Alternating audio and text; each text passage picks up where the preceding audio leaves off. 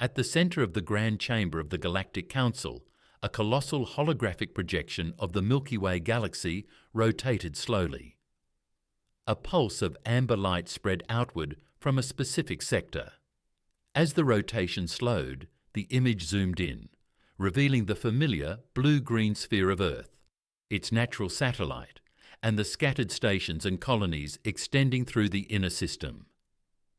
A secondary projection overlaid the display, a single blinking notification in stark crimson letters. Territory reclassified.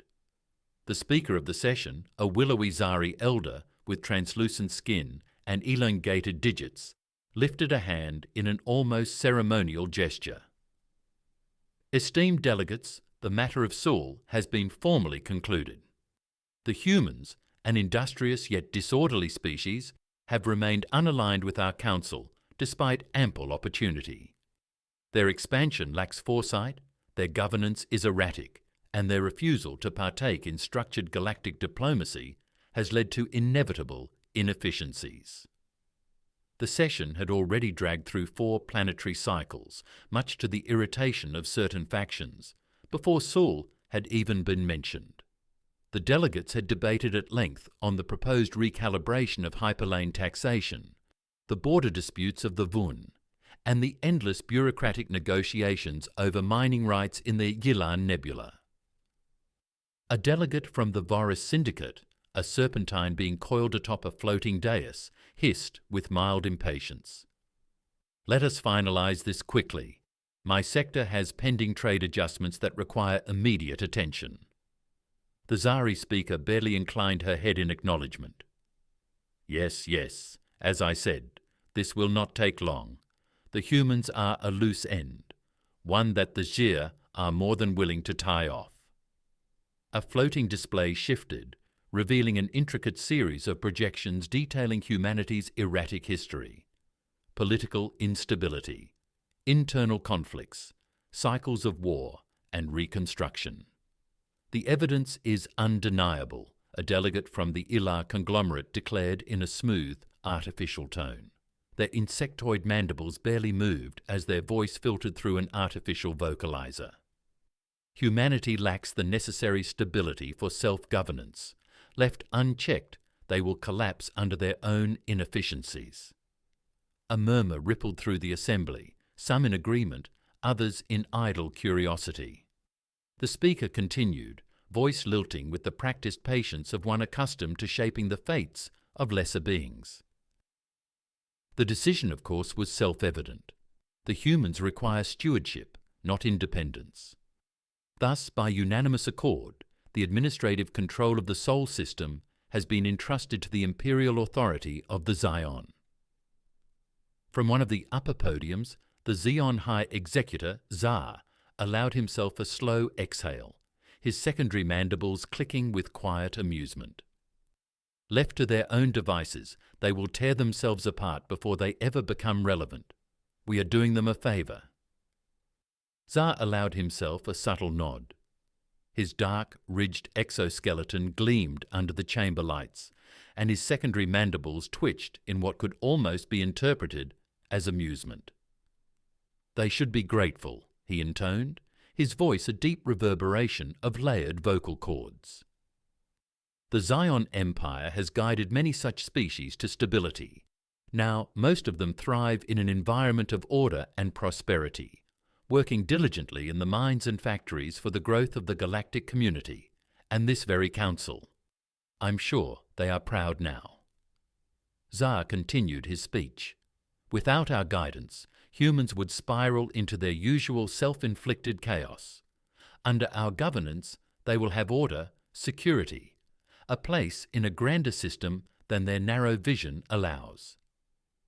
Across the chamber, a delegate from the Sick Dominion, a thin, avian-like being with fractal eyes, ruffled its feathered crest in mild skepticism. "The humans have never sought a place in our council. Unlike the Sari or the Vun, they have not attempted integration. Are we certain they will comply?" A deep chuffing sound issued from the Zion Executor's mandibles, his species equivalent of a chuckle. It is of no consequence. Their compliance is not required, merely their submission. There are precedents, the Varai, the Chakorn, even the resilient Olnex. They all accept reality when faced with it. Humanity will be no different. Indeed, the Zari speaker interjected, tapping at the floating control interface before her. The holographic display shifted, highlighting key human settlements across their colonies, each now overlaid with the insignia of the Zion Imperium. The transition will be seamless. Any initial descent will be corrected swiftly. The Zion have perfected the process. Resistance does not endure when there is no one left to resist. There will be no war, no protracted engagements, only compliance. From his seat, a Uari delegate, his scaled visage flickering with bioluminescent patterns of skepticism, tilted his head. And the humans have been informed.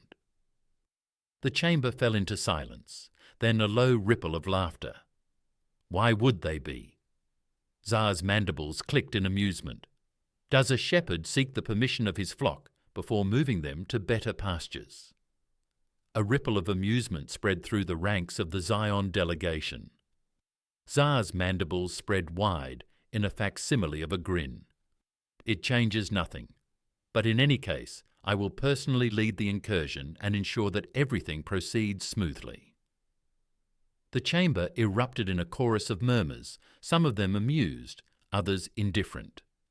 To most of the gathered delegates, this was simply another bureaucratic proceeding, another civilization brought into the fold of proper order. The notion that humanity might require consultation on the matter was absurd. The humans have always been an anomaly, mused the delegate from the Voris Syndicate, her sinuous form undulating like a cresting wave. But in the end, they will fall in line, as all others have. Their defiance, if it even manifests, will be brief. The Salvari speaker tapped her interface once more. Then it is settled, she declared, effective immediately. The Sol system is a protectorate of the Zion Imperium. A shimmering confirmation symbol pulsed over the holographic display. A simple formality, given that the decision had already been reached before the meeting had even begun. No announcements would be made to the humans. No envoy would be sent. The council saw no reason for such gestures. The session closed with little fanfare. Hours later, in the void beyond the council's domed halls, the sky over Sol darkened, not with celestial drift or cosmic shadow, but with the arrival of a storm. The first wave of Xeon warships broke from hyperspace in perfect formation, their titanic hulls eclipsing entire star fields. The second wave followed moments later, then the third, and the fourth? It was not an invasion. It was the closing of a cage. The fleet moved like the slow grinding of celestial gears, steady and inexorable. Battle cruisers, bristling with weapon emplacements, took the vanguard, their hulls adorned with the crimson sigil of the Imperium. The escort vessels fanned out into strategic positions, their sleek frames absorbing the distant starlight as they formed an inescapable net around Sol. Aboard the flagship Vengeance of Drolkar, Fleet Marshal Javin stood at the viewing deck, arms clasped behind his back as the swirling void of hyperspace rippled beyond the reinforced viewport. Beside him, Zar, High Executor of the Zion Empire, observed in silence, overseeing the incursion with measured anticipation. "Hold formation," Javin ordered, his voice a measured rumble. "Let the humans see us. Let them understand." Engines rumbled as formation solidified and inevitability set in motion. They moved slowly, methodically, as Sol's gravity began to take hold, pulling them into the system they now claimed as their own. After all, humanity was not expected to resist.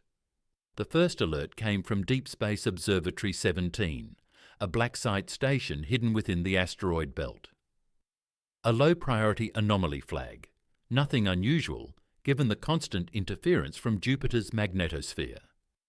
Then came the second alert, this time from the long-range tracking array on Titan. Minutes later, Every deep space monitoring installation across the United Earth Defense Network began transmitting the same data. Something massive had entered the Oort cloud. At Lunar Command Center, Admiral Brad Waltz stood at the center of a war room bathed in the cold glow of holographic projections.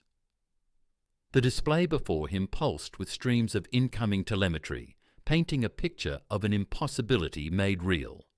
A fleet, not a single ship, not a scouting detachment, but an entire invasion force, moving as if it already owned the system.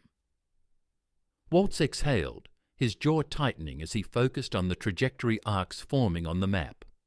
1,772 vessels detected so far, came a report, and more emerging from fold space by the minute.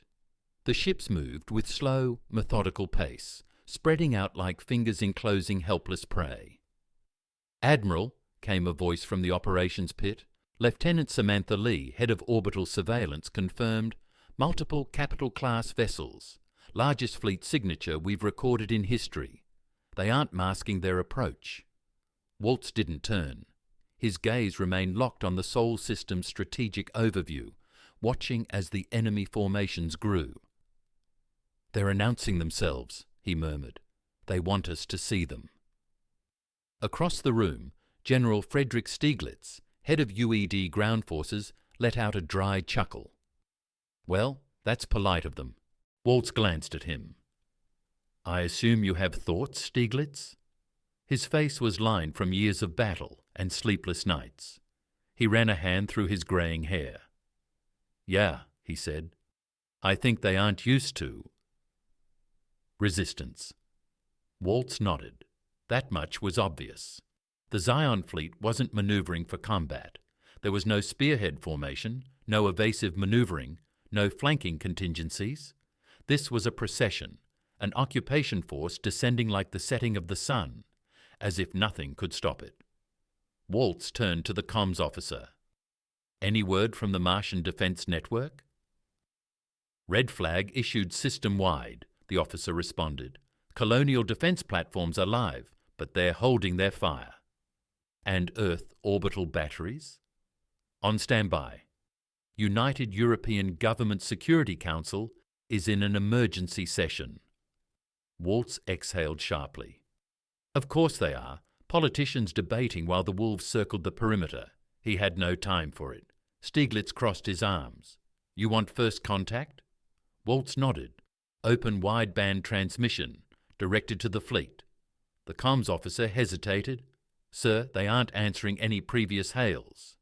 "They haven't been addressed properly yet," Waltz said. A moment later, the galactic standard frequency lit up. "This is Admiral Brad Waltz of the United Earth Defense Command, authority of all military forces within the Sol system. Your fleet has entered sovereign space without diplomatic clearance. Identify yourselves immediately." Silence. Seconds ticked by. Waltz exchanged glances with Stieglitz. The Zion weren't ignoring them out of negligence. This was calculated. Then the response came. A holographic feed emerged from the fleet's flagship. A towering figure materialized, a Zir standing tall in ceremonial battle armor, his black carapaced form glistening under the artificial light. The ridges along his exoskeleton marked him as High Executor Zar, though Waltz already recognized the arrogance even before the name registered.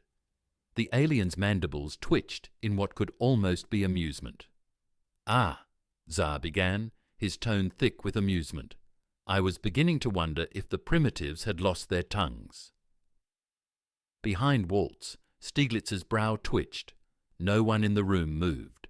Zar continued, unbothered. "Humans, I am High Executor Zar of the Zion Imperium, now your rightful rulers. The decision of the Galactic Council has been made. Your territories have been reclassified. Your governance is no longer recognized. You are now subjects of the Imperium." Waltz kept his face blank. "Ah, what?" Stieglitz muttered under his breath. Zar's mandibles clacked. "There is no need for alarm. This is not an invasion. This is integration. You will be elevated under the stewardship of the Xeon Imperium, provided you comply. Resistance is unnecessary.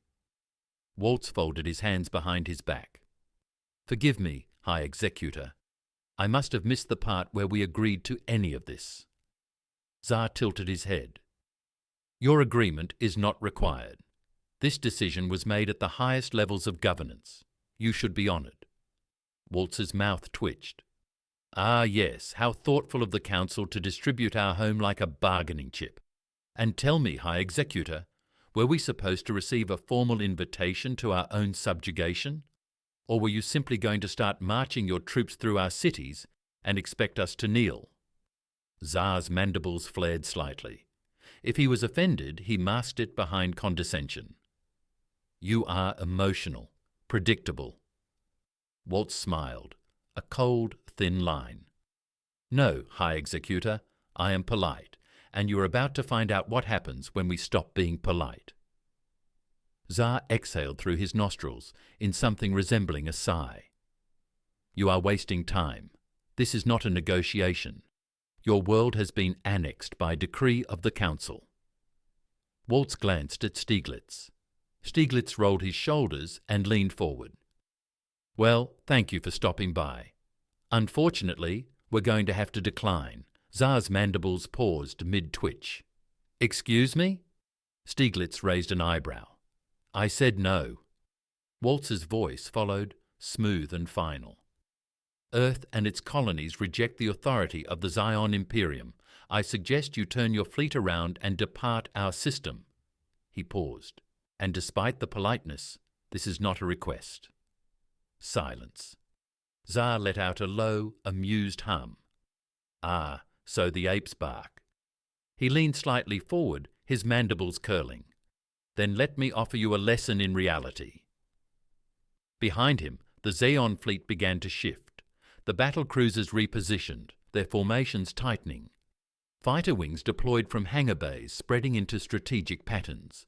The largest dreadnoughts, positioned near Europa and Mars, adjusted their weapon arrays. Waltz's eyes flicked to the tactical feed. Stieglitz frowned. They're repositioning. Waltz stepped forward, his voice sharp, calm, absolute. Activate planetary defense grids. Mobilize all fleets. He turned to the fleet projections, watching as Xeon forces locked their firing solutions onto Sol's first colonies. They think we're unarmed, he murmured. Stieglitz cracked his knuckles. They're in for one hell of a surprise. Aboard the Vengeance of Drolkar, High Executor Xar observed the human defiance with something bordering on amusement. The transmission had been cut off, leaving only silence on the bridge. But it did not take a scholar of warfare to interpret the meaning. They had declined. Xar's mandibles twitched in mild interest as he turned to Fleet Marshal Javin, who stood rigid beside him. The veteran warrior's thick-plated exoskeleton bore the scars of a dozen campaigns against enemies that had mattered. His multifaceted eyes remained fixed on the holographic map of the Sol system, analyzing fleet formations and strategic points of interest. They are deluded, Javar said, his voice smooth, as though he were discussing an unruly pet. It is natural for a lesser species to cling to its illusions of independence, but this does not change the outcome. Jar inclined his head slightly. It does not, but their arrogance is unexpected. Javar made a dismissive sound. Arrogance? Number, this is the reflex of a cornered animal, baring its fangs, snapping at a force it does not understand. They have convinced themselves that resistance will earn them something other than destruction. Javan's mandibles shifted in thought. They did not panic. Carr turned his gaze, settling on the Fleet Marshal. Number. But it makes no difference. He gestured toward the tactical display where Europa and Mars pulsed softly, overlaid with targeting trajectories. The humans have forgotten their place, he continued, voice cool, measured. We will remind them. Chavin did not ask for casualty estimates. The numbers were irrelevant. There was only one response to a civilization that refused to accept its new reality. He turned to the command pit, where the tactical officers of the Imperial Core Fleet stood waiting for his order. "Lock firing solutions," Javan commanded. "Targets, Europa and Mars." A ripple of acknowledgement spread through the bridge as weapons officers executed the command. Targeting matrices shifted, calibrations refined. The warship stationed near the colonies adjusted course, their vast weapons arrays glowing as energy levels climbed. The order was not debated. There was no hesitation. A calculated lesson. A correction. Aboard the Dominion Wrath, the forward fleet's lead dreadnought, Field Commander Veer watched impassively as the firing sequences finalized. The humans had been offered their place. They had refused. What followed was not punishment. Punishment implied emotion, anger, retribution. This was order being restored. Across the Zion fleet, ionized plasma arrays charged, their targeting solutions locked onto the human colonies. The Mars installations, buried beneath red dust, would be the first to go. Orbital cannons silenced, planetary defenses wiped clean. Europa, with its floating research hubs and subterranean ice bases, would follow. Veer tilted his head slightly as the fleet's primary warships synchronized their countdowns. Execute. The night sky above Mars ignited as the first salvo fell. Aboard Maro Station, one of the orbital defense platforms, an automated warning flared to life. High-energy signatures inbound. The artificial intelligence running the platform calculated the attack vectors within milliseconds. But there was no countermeasure capable of stopping what was coming. From the surface, colonists and station personnel watched in stunned silence as the upper atmosphere burned. The initial blasts erupted along the equatorial defense grid, obliterating sensor towers, collapsing hardened bunkers, melting reinforced alloys as though they were nothing more than wax beneath a flame. Across the planet, communications went dark. The Martian sky, so often veiled in its familiar rust-coloured storms, was now a canvas of fire and ruin. Above Europa, the devastation came differently. The plasma lances did not merely strike, they pierced, slicing through the ice-crusted moon with surgical precision. Entire undersea facilities ruptured, swallowed by the oceanic abyss, the sudden thermal influx causing violent turbulence beneath the frozen expanse. From orbit, it was a spectacle of cold, merciless destruction. The human presence in both colonies had been erased. Aboard the Vengeance of Dra-Sva, Zar watched the final impact reports with mild satisfaction.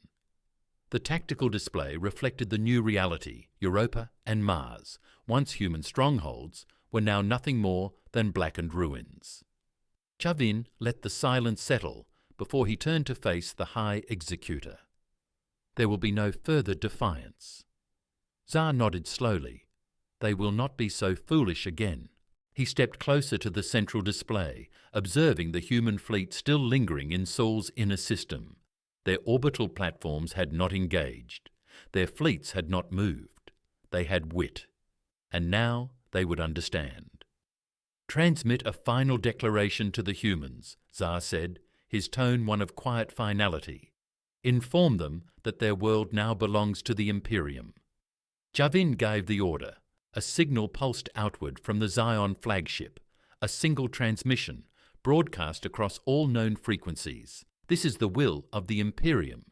Your defiance has been noted and corrected. We have been generous, yet you continue to entertain delusions of sovereignty. Europa and Mars are gone. You are now subjects of the Imperium. Accept this, and your world shall be spared further suffering." The message ended. Zar allowed himself a moment of quiet contemplation. The humans had witnessed. Now they would submit. His gaze drifted toward the Sol system map, where subtle anomalies flickered, sensor distortions in the asteroid belt, unusual energy fluctuations along the Jovian moons. Javin took note as well. There is activity in their inner system. Zar let out a slow breath. A desperate scrambling. they will look for ways to negotiate, perhaps flee. Javin nodded, unconcerned. It is meaningless. Zar agreed. Let them crawl, let them beg for scraps of defiance before reality crushes them. And no one, certainly not the humans, had ever survived defying the Imperium. Lunar Command Center, 30 minutes after the attack, the war room was silent. Not the silence of shock, not the silence of grief, but the measured quiet of calculation. Admiral Brad Waltz stood at the center of the operations hub, his hands clasped behind his back, eyes fixed on the holographic battlefield suspended above the room. Around him, officers moved efficiently, each executing a role that had been prepared years in advance. The Zion believed they had shattered humanity's defenses. They were about to realize their mistake. At Waltz's side, General Frederick Stiglitz observed the burning remnants of Europa and Mars on the tactical display. His expression was unreadable, his fingers tapping idly against the hollow table surface. "They think they wiped us out," he murmured. Waltz's lips curled into a faint, knowing smirk. "They think we let them." Across the room, Lieutenant Samantha Lee monitored data streams flooding in from surviving outposts. The underground networks remained intact. The deep-sea stations beneath Europa's ice crust remained unseen. The Martian bunkers, hidden beneath kilometres of reinforced rock, were untouched. Not a single casualty. The Zeon had bombed empty cities. They had melted deserted installations. They had wasted their opening salvo on ghosts. Now it was humanity's turn to strike. Waltz turned toward the operations pit. Begin deployment. Europa, beneath the ice. Across the void, deep beneath the frozen crust of Europa, preparations had already reached their final stage. In the subterranean command bunker, Admiral Aldo Hiox leaned forward in his chair, his cybernetic fingers drumming against the armrest as final targeting solutions flashed across his display. "All weapons online," reported Commander Julian Mercer, his voice steady despite the tension in the air. "Surface drones are in position." The Zion fleet hung above them, confident in its victory, oblivious to the arsenal hidden just beneath the ice. Hiox exhaled slowly. "Send the signal." The command echoed through the bunker, relayed to dozens of buried silos. Above, the still frozen landscape of Europa fractured. From the cracks, hell was unleashed. Hundreds of high-yield mass drivers erupted from beneath the ice, their barrels glowing with electromagnetic discharge as they hurled hypervelocity slugs toward the unprotected bellies of the Zion warships in orbit. The first impacts landed. The Vengeance of Dra, the very flagship of the Zion incursion, took a direct hit to its ventral armor. The plating crumpled inward as molten metal burst from its core, its shield matrix unable to compensate for the sheer kinetic force. Aboard the Zion fleet, alarms screamed as ship after ship erupted into fire. The humans were alive, and they were fighting back. Mars' underground fortress Arur. Far below the surface of Mars, the tremors of war were already reaching the underground fortress, Arur. Deep within the fortress, Admiral Jack Callahan stood before a command console, watching the Zion fleet scramble to adjust. "They're slow," he muttered. "They don't even realize where the real fight is yet," replied Major Jason Garcia, arms crossed. "But they will." The Zion forces had positioned themselves over what they believed to be a smouldering wasteland. They hovered over craters, over ruined cities, unaware that just below them weapons had long been primed, waiting for this moment. For years. Callahan turned to his comms officer. "Bring the grid online." Beneath the surface of Mars, a network of orbital railguns synchronized their targeting systems. The planet itself had been fortified for a war that had never come. Until now. Mars fired first. The orbital guns discharged, releasing kilometre-long streaks of energy that speared through the warships above them. The Zion screamed. Ships split apart. Hull plating peeled like paper. The fleet buckled under the relentless barrage. Then the real attack began. The Martian sky split open as human warships emerged from camouflage positions within the asteroid belt. They had been waiting. Now they were here to finish the job. Lunar Command Center. Back at Lunar Command Center, Walt stood unmoving, his eyes locked onto the devastation playing out across the holographic display. The Zion fleet was collapsing.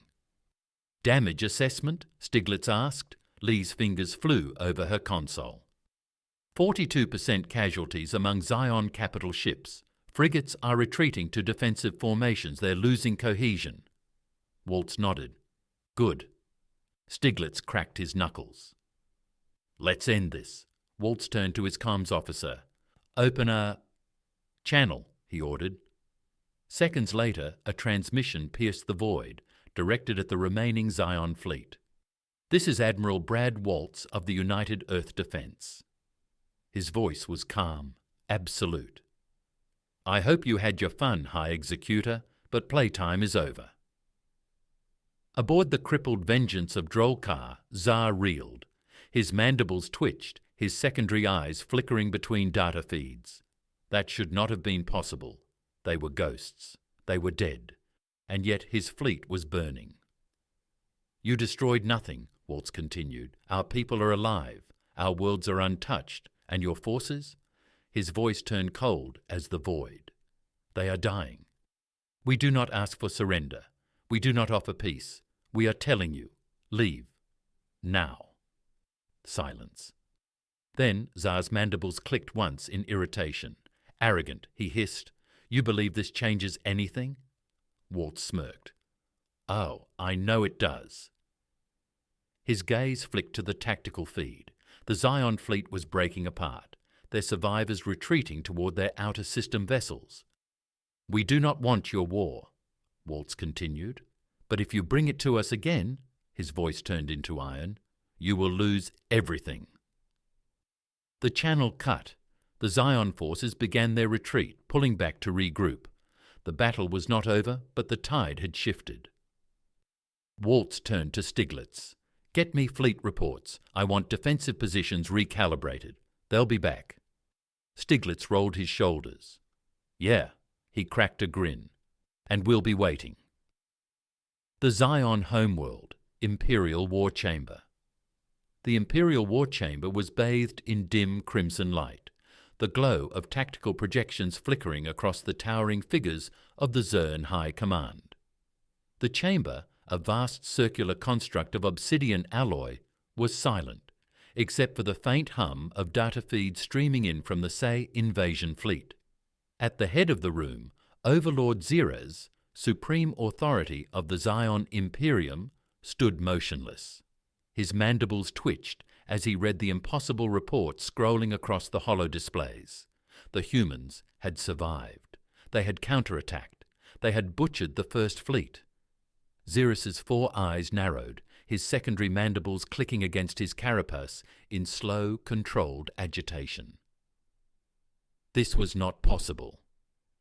To his left, Grand Strategist Voran, the chief architect of countless conquests, twitched his mandibles, his ridged exoskeleton shifting as he leaned forward.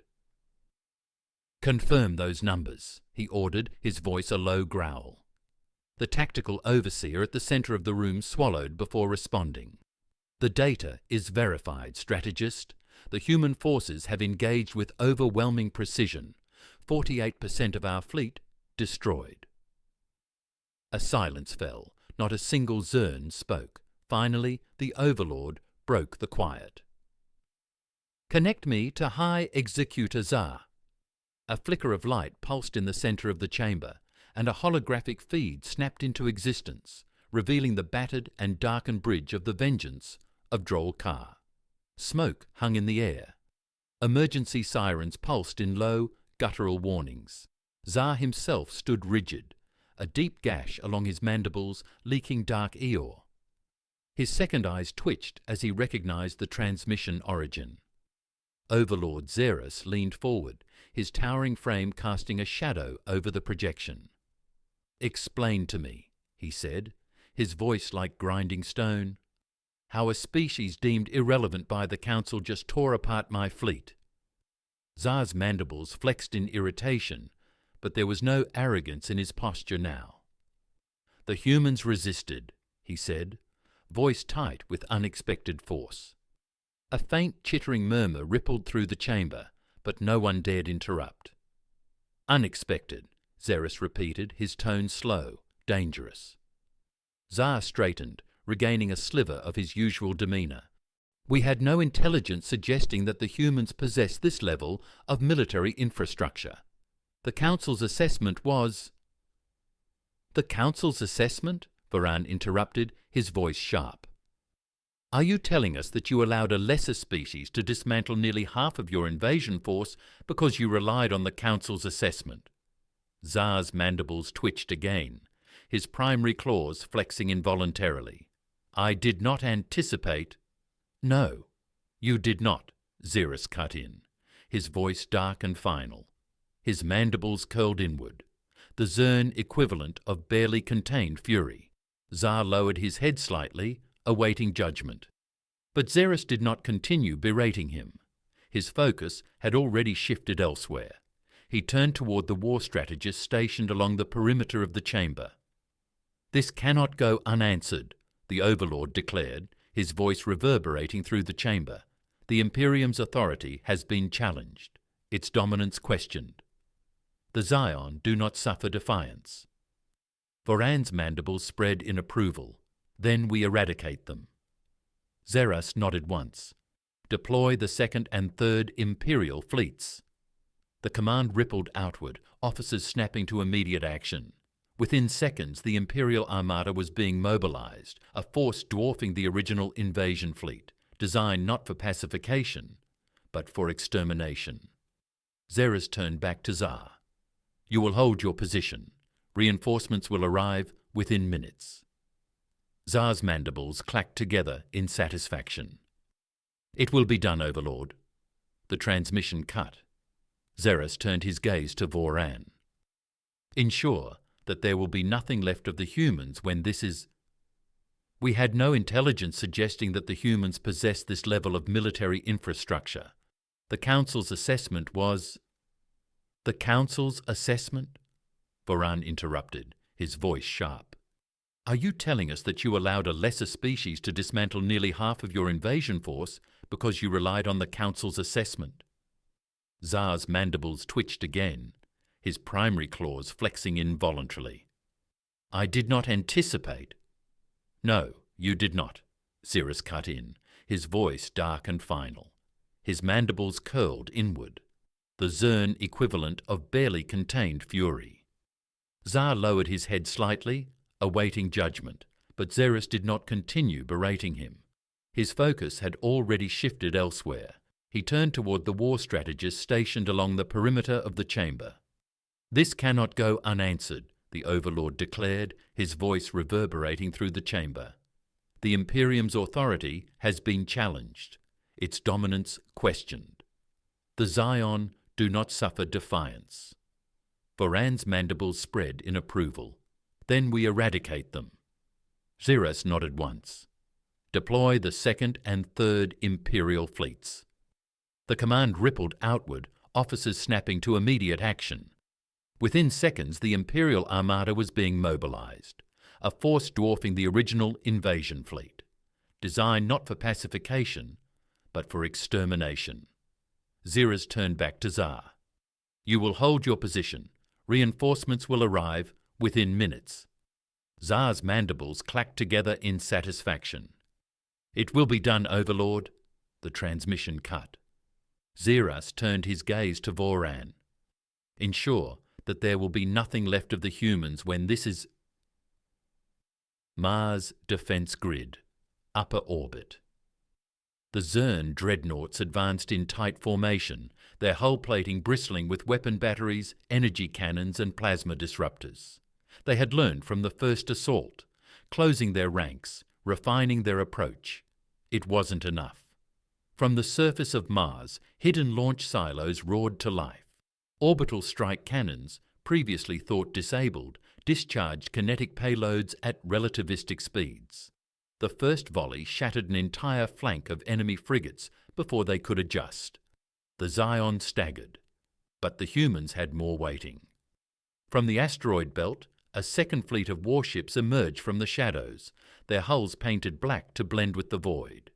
They descended upon the enemy, unleashing coordinated strikes. Not random volleys, but pure, measured destruction.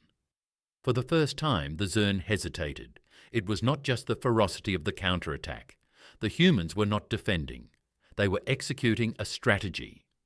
Aboard the Zerg flagship, Dominion Wrath Grand Strategist Voran stood rigid at the command deck, his mandibles locked as he watched his battle projections crumble. "This isn't possible," he growled. "The humans should have been on the defensive. They should have been desperate, struggling against a force they could never hope to match. Instead, they moved with sheer determination, every counterattack perfectly executed, every engagement a step ahead." He turned sharply to his second-in-command. "Where is their main fleet?" A tense pause. One of the Zerg tacticians swallowed, his secondary eyes darting over the display. We are still attempting to locate them, strategist." Voran's mandibles curled in irritation. "You don't lose a fleet," he snapped. "Find them." The tactical display flickered, highlighting unexpected fleet movements. Something was wrong. The fleet strength assessments weren't adding up. The humans were here, but only part of them. Then a new voice came through the command channel, urgent and unsteady. "Strategist!" The signal crackled, momentarily disrupted. A few seconds later, the words came through clearly. "Sir, there's something happening back home." Far beyond Imperial space, the Zion home system. In the void of the Zion home system, shadows moved unseen. Aboard a hidden warship, a human officer gave a curt nod to his crew. "Phase 1 is complete. Move to Phase 2. A fleet shifted into new positions, cutting off key trade lanes.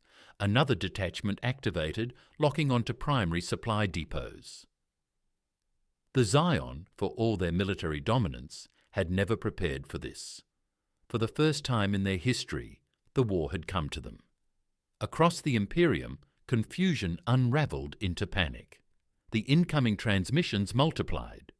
A command officer, his voice strained, turned toward Voran.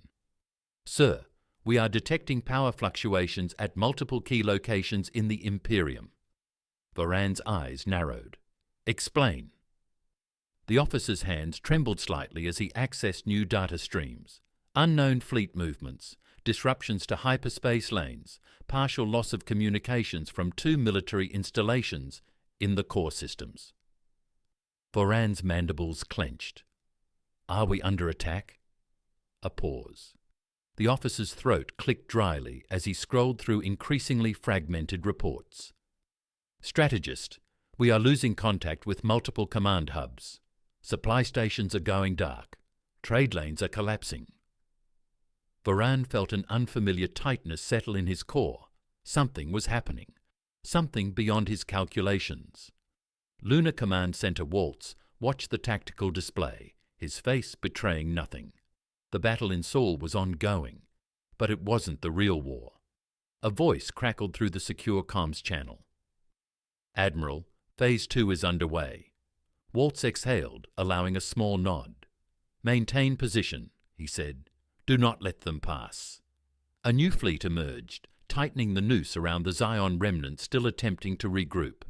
The enemy was realizing the truth, that they had already lost. The Galactic Council chamber. The holographic display flickered violently, static, distorting the incoming transmission. A moment later, the image stabilized. A Zion officer appeared, his mandibles twitching, his secondary eyes darting in all directions.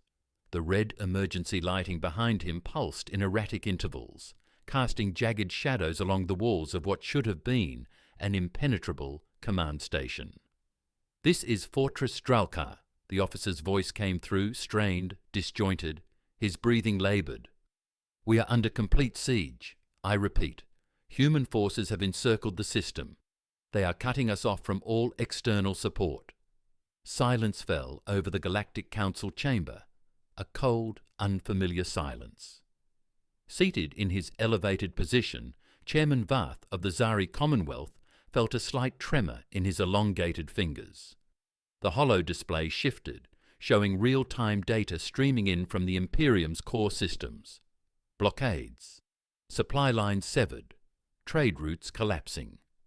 This, a delegate from the Sirich Dominion muttered, his fractal eyes narrowing as he scanned the reports. This is not possible. Another representative from the Uari Protectorate exhaled sharply. How can the humans be there? Their forces were committed to Sol. We saw it.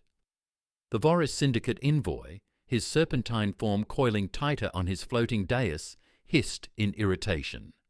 Apparently, we saw what they wanted us to see. The holographic transmission from Fortress Dralkar continued. The Xeon officer's voice was trembling now.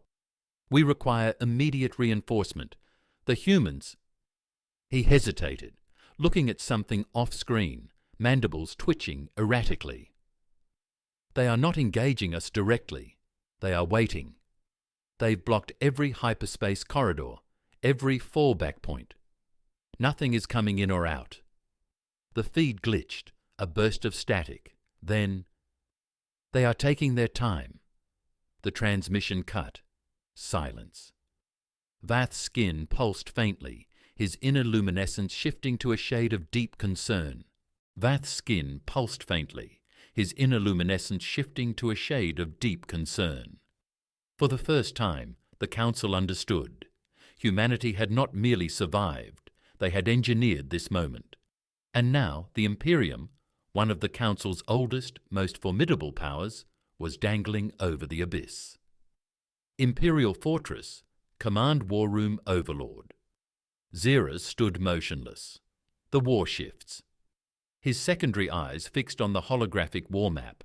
The Xeon Imperium, once an unbroken colossus, was now a fractured mass of disjointed strongholds, its central arteries choked off by an unseen enemy. His mandibles clenched hard. A pulse of static flickered across the display as a transmission connected, revealing Grand Strategist Voran, aboard the Dominion Wrath, still engaged in the battle over Sol. His image, slightly distorted from the ongoing combat interference, stood rigid. He scanned the latest reports, his mind racing through potential countermeasures. I received the reports, Overlord. We need to break their hold on our systems, Voran said, his voice cutting through the transmission with forced control. We need to consolidate our fleets and... Shiras slammed a clawed hand against the command console, cracking the reinforced material beneath his grip. Break their hold, he snarled. On which front, strategist? The Sol fleet is trapped. Our home systems are isolated, and we do not even know where their primary fleet is operating from. Voran's mandibles twitched, but he held his ground. Then we must contact the Council. Shiras turned sharply, his four eyes narrowing. The Council allowed this to happen, he hissed. They watched. They stood by while the humans prepared. Voran's tone hardened. And yet they are our only remaining lever. A tense pause, then a deep breath from the Overlord. Open a channel with the Council. The Council convenes. The massive hologram of Xeras materialized in the center of the chamber, his mandibles tight with barely contained fury. This war must end, he declared, his voice controlled, but razor-sharp. The Imperium is at risk of collapse, and the Council bears responsibility for what has transpired. Murmurs rippled through the chamber. Some delegates nodded, others shifted uncomfortably. The humans, Shiras continued, have executed a systematic assault against us. They have not won a battle. They have orchestrated the dismantling of an empire. We demand that the Council intervene and force their compliance. A long pause. Then Vath finally spoke. You are mistaken, Overlord. Shiras's mandibles flared. What? Vath's bioluminescent skin pulsed in a measured, deliberate pattern. The Council has not lost control of this situation. We merely underestimated the humans. A murmur spread across the chamber. Vath continued, careful, measured, maintaining the illusion of authority. The Imperium is still one of our most valued powers, he said, but the situation must be handled delicately. Shiras seethed. We are past delicate. Vath leaned forward slightly. Are we? The Council was not yet willing to admit defeat. Not yet. We propose a diplomatic intervention, Vath said smoothly, a resolution that preserves order while ensuring the Imperium's continued strength. Shiras's eyes narrowed. You are suggesting we negotiate? A pause. Then the Zari chairman smiled, a slow, deliberate gesture. With them? Yes. The chamber fell into silence. No one dared to call the humans to the negotiation table. Not yet. But for the first time it was a real possibility. Lunar Command Center. On a secure channel, the transmission request came through. It was not from the Imperium. It was from the Galactic Council itself. The room fell into a tense quiet as the data streams translated and coded the message. Waltz stood at the center, arms crossed, watching as the Council's formal diplomatic request materialized on screen. Stiglitz let out a low chuckle. Took them long enough. Waltz remained silent, his expression unreadable. The Council had finally acknowledged humanity. But no one in the room reached for the controls. They simply watched. The message blipped on the screen, awaiting response. No one moved, no one spoke. The transmission request flickered on screen, waiting, waiting. The humans did not answer. Admiral Brad Waltz stood motionless, arms crossed, eyes fixed on the blinking message. Behind him, the command staff of the United Earth Defense observed the moment with an almost clinical detachment. The Council, the very same body that had once dismissed humanity, was now waiting on an answer. They were too afraid to demand one. General Frederick Stiglitz leaned in, arms folded, voice low. You think they're sweating yet? Waltz exhaled slowly through his nose. They don't sweat, he murmured, but they're definitely feeling it. Across the room, Lieutenant Samantha Lee monitored the incoming transmissions. The Imperium's channels had gone erratic. Fractured orders, demands for reinforcements that would never come. Fleet commanders desperately attempting to establish supply routes that no longer existed. The humans had not only defeated the Zern, they had rendered them helpless. And now they would decide how this ended. The final call, Waltz finally turned to the comms officer. Open the channel. The holographic display shifted. In an instant, the Galactic Council chamber and the Imperial Command Fortress filled the screen. The familiar figures of the Council delegates sat in intense silence. Overlord Xeris stood rigid at the head of the Zern war table for the first time in the history of the Galactic Council. The human spoke last. Waltz's voice was calm, unshaken. It's over. Shiras's mandibles twitched, his 4 eyes narrowing. You believe you have won? Waltz tilted his head slightly. We don't believe anything, Overlord. He gestured to the holographic war map. The display shifted, moving from the Sol system to the Zern core worlds.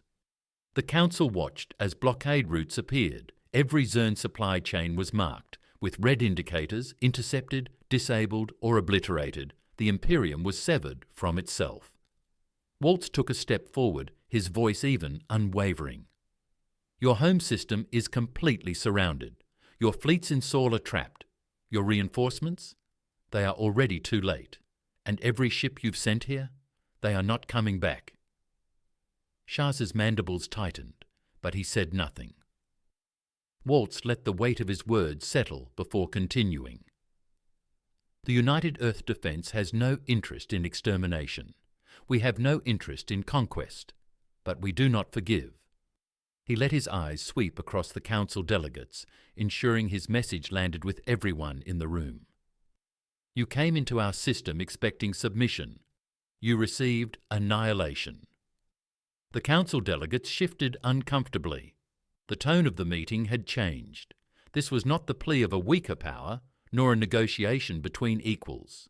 This was the winner dictating terms. Waltz continued, his voice turning cold as the void. "You will withdraw immediately. Every fleet, every soldier, every asset." He let a short pause linger before delivering the final blow. "And you will never return." Shearer stiffened, his claws flexing at his sides. His voice was low, a whisper of humiliated rage. "And if we do?" Waltz's response was immediate. "Then we finish what we started." Silence gripped the chamber. The meaning was clear and undeniable. The Imperium was not being spared. It was being permitted to survive. Waltz took a slow breath, exhaling through his nose before delivering the final message. "You never contacted us," he said, "but we're sending you this message as a courtesy." His voice lowered to ironclad finality. "Go home, take care of your people, or we will do it for you." And then the screen cut to black. The humans had spoken. The Council did not respond. Z flagship Vengeance of Dra. Aboard the Zern flagship Vengeance of Dra, High Executor Zavar watched as the transmission ended, his mandibles clicking in a slow, measured rhythm. Silence filled the war-torn bridge of the Vengeance of Dra. His fleet was crippled, his forces scattered. They had lost. Commander Vea, his second-in-command, stood beside him, his voice low. "Orders?" High Executor Zavar did not answer immediately. His gaze remained locked on the dim tactical displays, where the red warning signals of the Imperial blockades blinked like silent death markers. He had led the greatest fleet the Imperium had ever assembled, and now it was broken. His claws curled against the edge of the console. His voice, when it came, was barely above a whisper. "We retreat." Vea exhaled sharply, his shoulders dropping slightly. "Understood, sir." One by one, the remaining warships blinked out of the system. At the Lunar Base Command Center, their fold space drives engaged, their shattered forces limping home. Stiglitz leaned back against the console, watching as the final enemy ship disappeared from the tactical display. "Well," he exhaled, "that was satisfying." Across the room, officers broke into quiet celebration, not of joy, but of relief. No cheers, no shouts, just exhaustion settling in after a battle that had stretched humanity to the edge. Stiglitz turned to Waltz, raising an eyebrow. "So, you ever really plan on taking care of their people for them?" Waltz smirked, shaking his head slightly. "No." Stiglitz snorted. "Yeah, didn't think so." Waltz rolled his shoulders, stretching the tension from his neck. "But it sounded good, didn't it?" Stiglitz chuckled, running a hand through his greying hair. "Damn right it did." Across the command center, Lee called out from her station. "Sir, we're receiving observation requests from Council member states. They want an update on Zern withdrawal confirmation." Waltz exhaled, rubbing his temples. "Let them wait." Lee smirked. "Already done, sir." The humans had not asked for recognition. They had not asked to be acknowledged, but after this day, no one in the galaxy would ever dare ignore them again. Outro. Hey there again. I'm glad you've come so far. Hope you enjoyed the video. Remember to hit the like button and the subscribe button. This is really important to the channel. Really important. And I have one more thing for you. I've chosen another video for you to watch. Just click the card here or here. If you want the whole playlist, see you there.